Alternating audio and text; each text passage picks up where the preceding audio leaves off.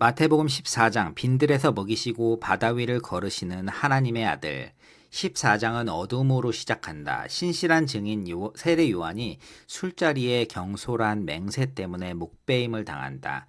의인이 정치적인 비겁함에 살해되는 이 장면은 장차 예수 자신이 걸으실 길의 그림자이다. 그러나 바로 그 어둠 뒤에 빛이 비친다.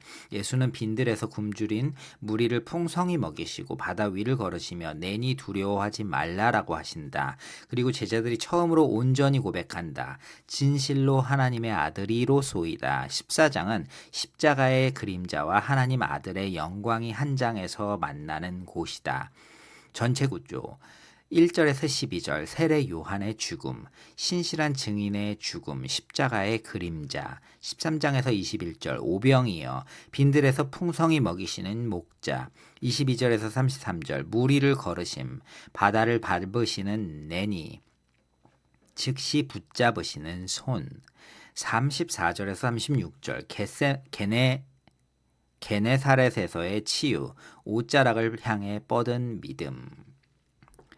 14장은 11, 13장의 거부와 비유 강화 이후 다시 서사로 돌아온다. 마태는 요한의 죽음 1절에서 12절을 어두운 배경으로 깔고 그 위에 오병이어와 무리를 걸으심이라는 두 큰 표적을 내놓는다.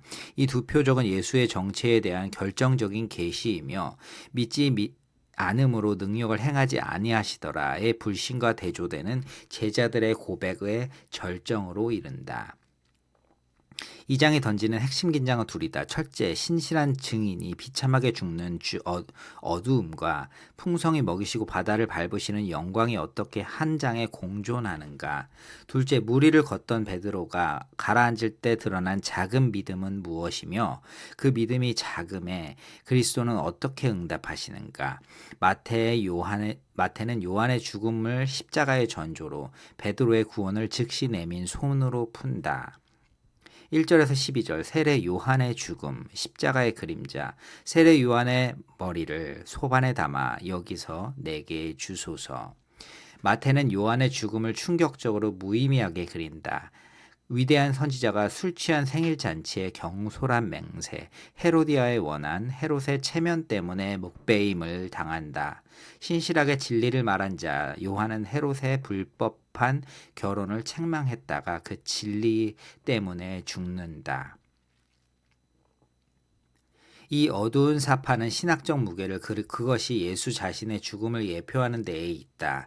의인의 정치 권력의 비겁함이 희생되고 진리를 말한 대가는 처형이 된다는 이 패턴은 곧 예수께서 빌라도의 비겁함과 종교 지도자들의 원한 속에서 십자가에 달리실 것의 그림자다. 11, 12장의 거부가 굳어졌고 이제 14장에서 그 거부가 피를 본다. 그리고 예수께서 이 소식을 들으시고 따로 빈들로 물러가셨다는 것은 단순한 회피가 아니라 자신의 길에 들이운 그림자를 아시는 분의 물러남이다. 무리주의적 오독의 위험. 이 본문은 헤롯처럼 경솔한 약속을 하지 말라, 유혹에 굴복하지 말라라는 교훈으로 축소되기 쉽다. 그러나 본문의 무게는 헤롯의 인간적인 실패가 아니라 신실한 증인의 죽음이 그리스도의 죽음을 가리킨다는 데에 있다. 이는 본 프로젝트의 핵심 주제를 다시 확인한다. 그리스도의 길도 그분을 따르는 자의 길도 십자가의 길이지 꽃길이 아니다. 제자가 선생보다 높지 못하고. 13에서 21절 오병이어 빈들에서 먹이시는 목자. 예수께서 나오자 큰 무리를 보시고 불쌍히 여기사 갈 것 없다. 너희가 먹을 것을 주라. 요한의 죽음을 슬퍼하시는 물러나신 예수는 따라온 무리를 보시고 불쌍히 여기신다. 스플랑크니조마이 창자가 뒤틀리는 궁율 9장 36절과 동일하다. 자신의 슬픔 가운데서 무리를 굶주림을 외면하지 않으신다. 제자들은 무리를 보내어 사 먹게 하소서 하지만 예수는 너희가 먹을 것을 주라고 하신다. 제자들은 가진 것은 떡 5개와 물고기 2마리를 가지사 하늘을 우러러 축사하시고 떡을 떼어 제자들에게 주시니 다 배불리 먹고 남은 조각을 12바구니에 차게 거두었으며 두 가지가 결정적이다. 첫째, 빈들에서 먹이심은 광야에서 만나로 이스라엘을 먹이신 하나님을 떠올리게 한다.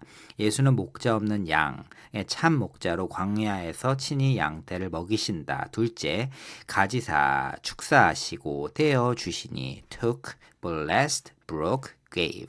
이 네 동사는 성찬의 언어이다. 이 떡떼이심은 장차 십자가에서 그분의 몸이 많은 사람을 위해 찢기실 것을 미리 보이신다. 떡을 떼어 무리에게 주신 그 손이 십자가에서 자기 몸을 내어주신다. 그리고 그 12바구니에 남은 은혜의 풍성함을 부족이 아니라 넘침임을 증언한다. 무리주의적 오독의 위험, 오병이어는 내 작은 것을 나누면 하나님이 불려주신다라는 나눔, 헌금의 원리로 흔히 오독된다. 그러나 이 본문의 주어는 나누는 제자가 아니라 먹이시는 그리스도다. 제자들은 자기 것을 불릴 것이 아니라 자기 빈손을 내놓았을 뿐이다. 이 표적은 나눔의 교훈이 아니라 예수께서 광야의 참 목자이시고 생명의 떡이심을 가리킨다. 요한복음 6장에서 예수 자신이 이 표적을 그렇게 해설하신다. 내가 곧 생명의 떡이니. 22장에서 33절 무리를 걸으신 바다를 밟으시는 나니. 예수께서 즉시 이르시되 안심하라 나니 두려워하지 말라. 밤, 사경, 풍랑이는 바다 위를 예수께서 걸어오신다. 이것은 단순한 기적이 아니라 신현, 디어페니이다. 구약에서 바다 위를 밟으신 분은 오직 하나님이며 욥기 9장 8절 바다 물결을 밟으시며 시편 77장 19절 8장에서 바다를 잔잔케 하신 분, 바다와 바람과 바다도 순종하는가. 이 14장의 바다 위를 친히 걸으신다. 결정적인 것은 나니, 에고에이미, 내가 뭐뭐 있다라는 말씀이다. 이것은 단순한 신원 확인, 나야가 아니라 출애굽기 3장 14절에서 하나님 자신이 계시하신 그 이름, 나는 스스로 있는 자의 메아리다. 예수는 자신을 바다를 밟으시는 하나님으로 드러내신다. 바람을 보고 무서워 빠지는지라 소리질러 이르되 주여 나를 구원하소서 하니 예수께서 즉시 손을 내밀며 그를 붙잡으시며 이르되 믿음이 작은 자여 왜 의심하느냐. 베드로는 예수의 말씀에 오라 의 무리를 걷는다. 주목할 점은 그가 자신의 능력이 아니라 그리스도의 말씀에 의지에 걸었다는 것이다. 그러나 그가 그리스도에게서 눈을 돌려 바람을 볼 때에 가라앉기 시작한다. 믿음이 작아진다는 것은 시선이 그리스도에게서 환경으로 옮겨갑니다.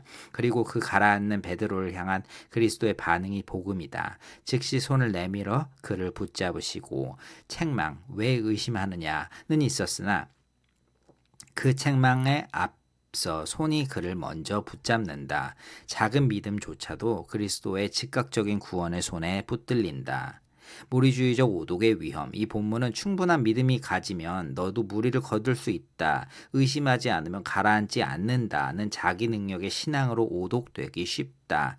그러나 초점이 그리스도의 정체와 구원하시는 손에서 베드로의 믿음의 기술로 옮겨간다. 본문의 핵심은 베드로가 얼마나 잘 믿는가가 아니라 첫째, 그가 그리스도의 말씀으로 걸었다는 것. 둘째, 가라앉을 때 그리스도께서 즉시 붙잡으셨다는 것이다. 예수를 보라라는 메시지는 옳지만 그것이 자기 집중의 주문이 아니라 구원하시는 그리스도를 향한 의존이어야 한다. 배에 있는 사람들이 예수께 절하여 이르되 진실로 하나님의 아들이로소이다. 이 고백이 14장 나아가 마태복음 전반부의 절정이다. 제자들이 처음으로 예수를 온전히 하나님의 아들로 고백하고 경배한다. 불신, 나사렛 동네와 정반대이다. 빈들의 먹이심과 바다 위를 걸으신 분을 본 자들이 마침내 그분이 누구신지를 본다. 1장에서 천사가, 3장에서 아버지가, 8장에서 귀신들이 선언한 그 정체를 이제는 제자들이 고백한다. 34장에서 36절 게네사렛에서의 치유, 옷자락을 향해 뻗은 믿음. 그 옷가에라도 손을 대게 하시기를 간구하셨으나 손을 대는 자는 다 나음을 얻었느니라. 장은 게네사렛에서의 치유로 다친다 혈루증 여인처럼 9장 20절 22절 사람들은 예수의 옷자락을 향해 믿음의 손을 뻗는다. 13장 58절의 불신이 이 능력을 가로막았다면 여기서 이 믿음의 능력을 받는다. 이 짧은 결말은 14장 전체의 두 반응, 불신과 믿음을 다시 대조하며 그리스도를 향해 뻗는 빈손이 어떻게 응답받는지를 보인다.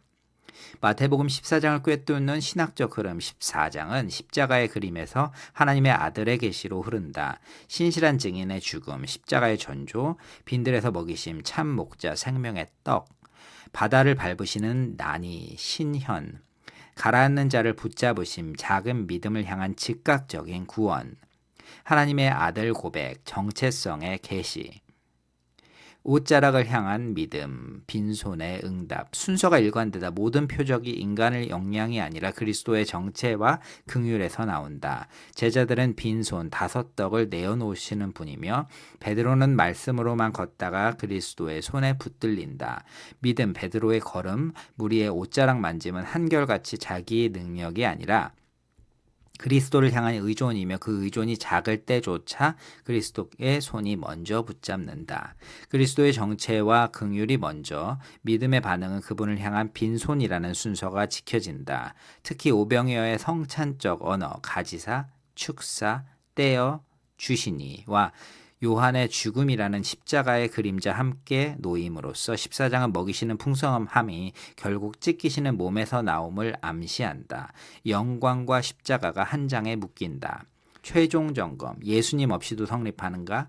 성립하지 않는다. 14장은 큰 두 표적에 모두 예수 정체를 직접 겨눈다. 오병이어를 빼면 광야의 먹이심은 설명되지 않는 사건으로, 무리를 거르심을 빼면 시녀는 무의미한 일화로 흩어진다. 무엇보다 14장 27절의 난이와 33절의 진실로 하나님의 아들이로소이다는 본문 스스로 모든 사건의 중심이 그리스도 예수가 하나님이라는 것을 선언한다. 예수 그리스도가 드라이빙 포스가 아니라면 요한의 죽음은 한낱 궁정의 비극이고 먹이심은 나눔의 교훈이며 물 위를 걸음은 믿음의 자기개발 소재가 된다. 그러나 그분이 중심일 때 요한의 죽음은 십자가를 가리키고 먹이심은 생명의 떡이신 그분을 가리키며 드러내며 바다를 밟으심은 그분이 하나님임을 보이시게 하고 가라앉는 베드로를 붙드심은 작은 믿음을 향한 그분의 구원을 보인다. 14장에서 모든 빛이 한 인격에게서 예수 그리스도에게서 나온다. 최종 결론 마태복음 14장은 신실한 증인의 비참한 죽음이 십자가의 그림자를 드리우는 가운데 빈들에서 빈손의 제자들을 풍성히 먹이시며 바다 위를 난이라고 걸어오시는 분이 마침내 진실로 하나님의 아들로 고백받되 그 먹이시는 것은 손이 장차 찢기실 몸이요 그 바다를 밟으시는 능력이 가라앉은 작은 믿음을 즉시 붙잡으시는 구원의 손임을 못 박는 장이다.